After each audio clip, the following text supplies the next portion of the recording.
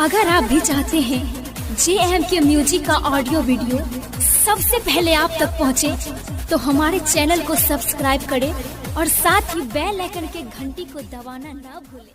जय माँ Katyani recording studio Mansi कन्या।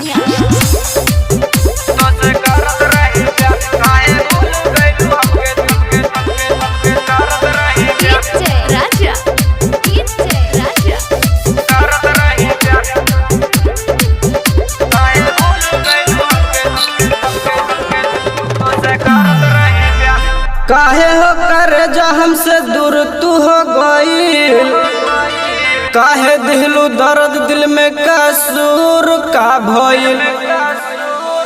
हम ता करत रही प्यार तो से करत रही प्यार, काहे भूल गइलू हमके तो से करत रही प्यार, तो से करत रही प्यार, तो से करत रही प्यार, तो से करत रही प्यार, काहे भूल गइलू हमके तो से करत रही प्यार, तो से करत रही प्यार, तो से करत रही प्यार, काहे भूल गइलू हमके तो से करत रही प्यार, काहे भूल गइलू हमके तो से करत रही प्यार।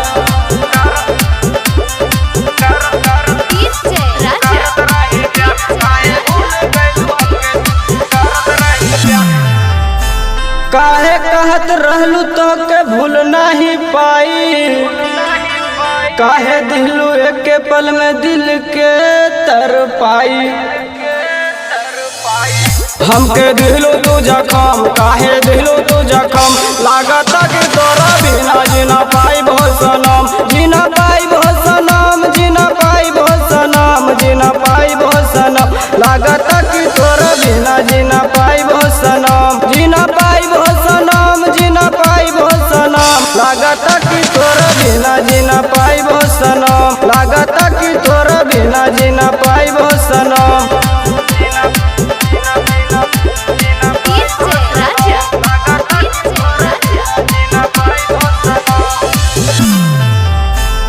सोना हमर दिल में आके तू हो रुआई, बन गइलू काहे इतना तू हो कसाई।